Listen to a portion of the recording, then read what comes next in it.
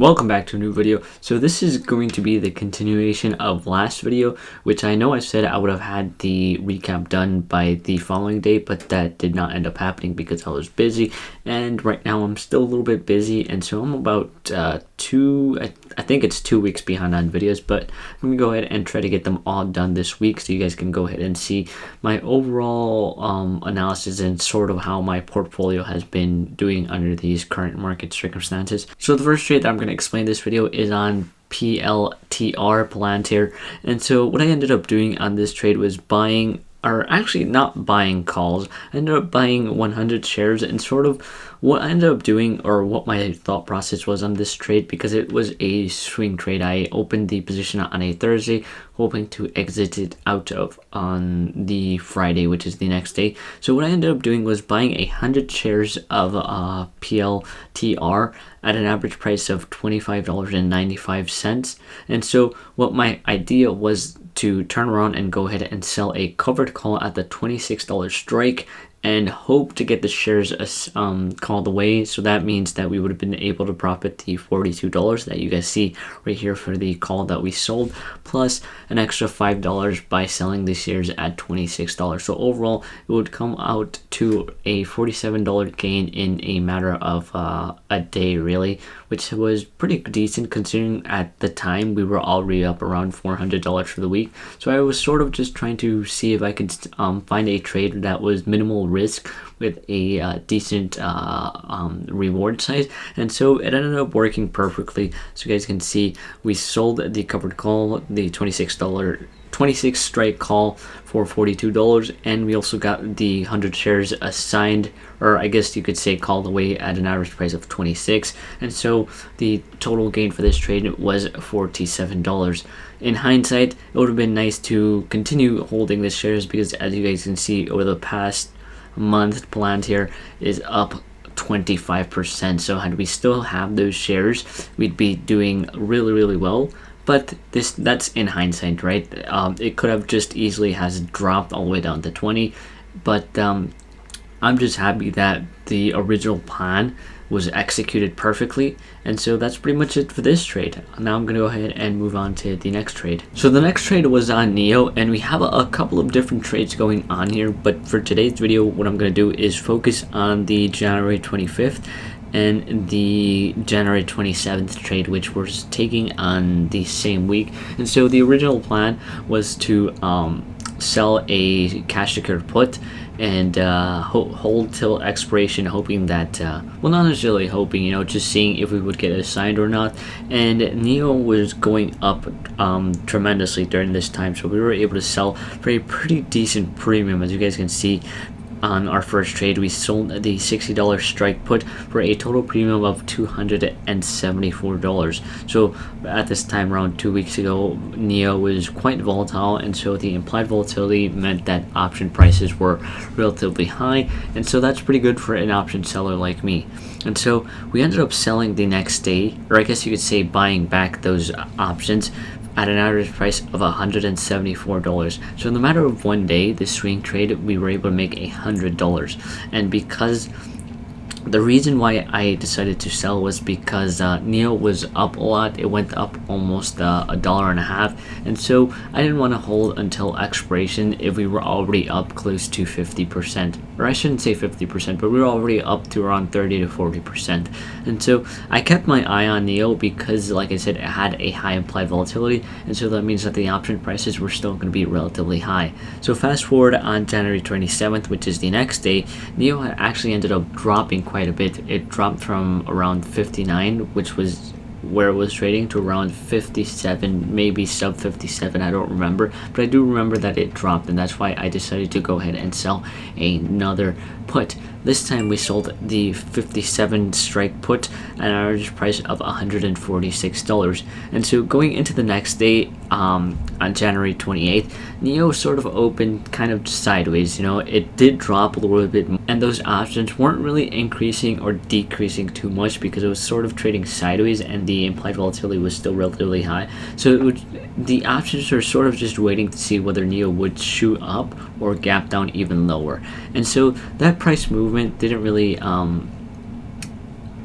And so I didn't really like that price movement, and so I decided to just take the gain which we had, and as you guys can see, it was about another $70 gain in the matter of one day. So in the matter of about 3 days, we were able to net $170, which isn't bad.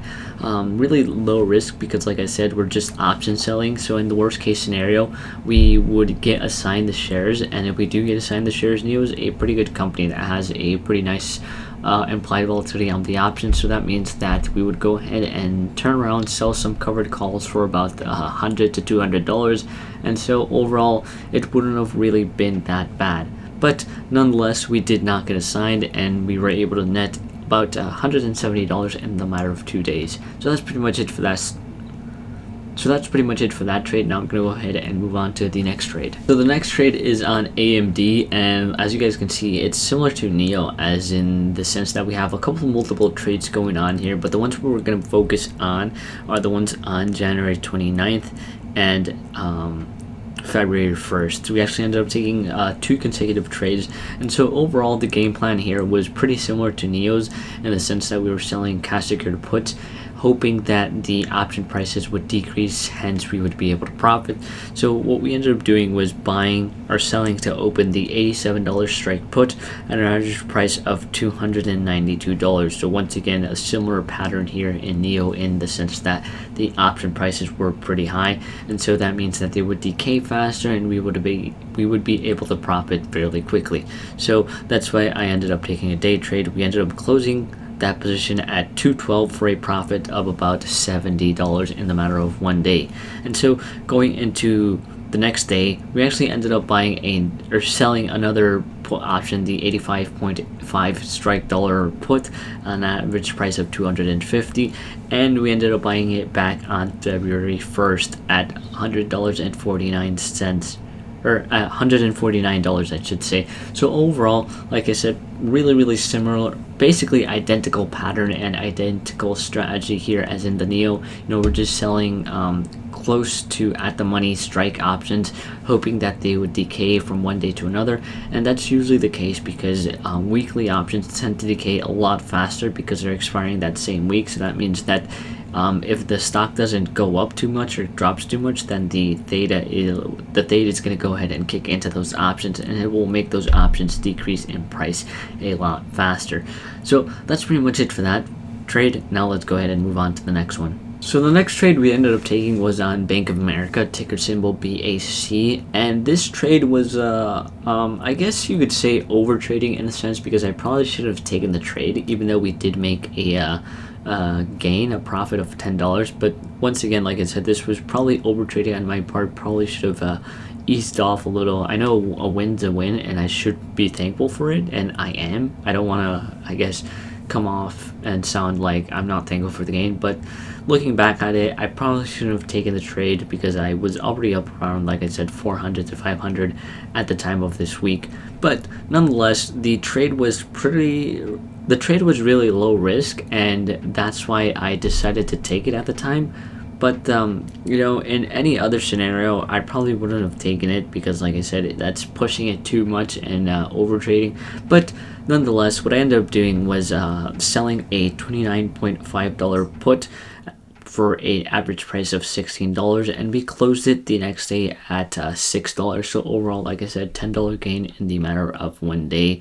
In hindsight, it was a pretty good trade in the sense that the Bank of America got nowhere near that. As you guys can see, the past couple weeks and months, Bank of America is considerably higher than the strike that we sold the put. So we were at no risk of being assigned. But nonetheless, it's still pushing it in the sense that I was basically putting or using close to $3,000 in collateral just to make $16. And from a financial risk standpoint, that really doesn't make sense, even though the probability of a win rate in this trade was pretty high. I normally wouldn't take any trades like these, but like I said, because the risk was relatively low, even though we were using a decent size of collateral, that's why I decided to take the trade.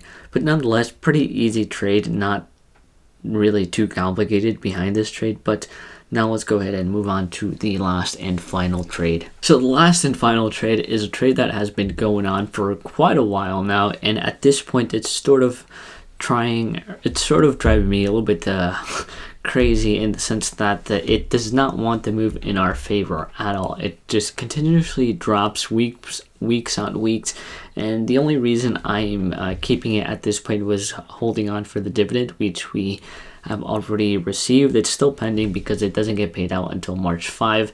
But overall, as you guys can see, our total return on this is negative $706, and that's the face value return, because like I said, what we've been doing for this is just continuously selling covered calls, making anywhere from 20 to 40 or maybe a little bit more every week. But because it continues to drop so much, we'd have to, or I've been having to, lower the strike that we sell the covered call at. And so that, from a financial standpoint, is a risk, in the sense that we could get assigned and have to sell at maybe 36 or 35, and so that would still be at a face value loss, because our average price was at $38.24. But at this point, I really don't care, because all the other trades that we've been taking have been making a really good amount of money, and so we've made more than what we have lost here. And to be honest, we might not even be down by that much. I'd have to go back and add up all the premium that we've collected over the weeks of the covered calls plus the dividend, and if I'd have to guess, I'd say we're maybe at a $100 loss on this trade, or maybe even a gain at this point. But going forward, what I plan on doing is selling covered calls that are a little bit riskier on this, in the sense that, because like I said, we've made so much money in all the other trades, at this point it really doesn't matter if we get assigned at $35 or $36 and we'd have to sell those shares, because all the other gains have sufficed the losses on the face value of this.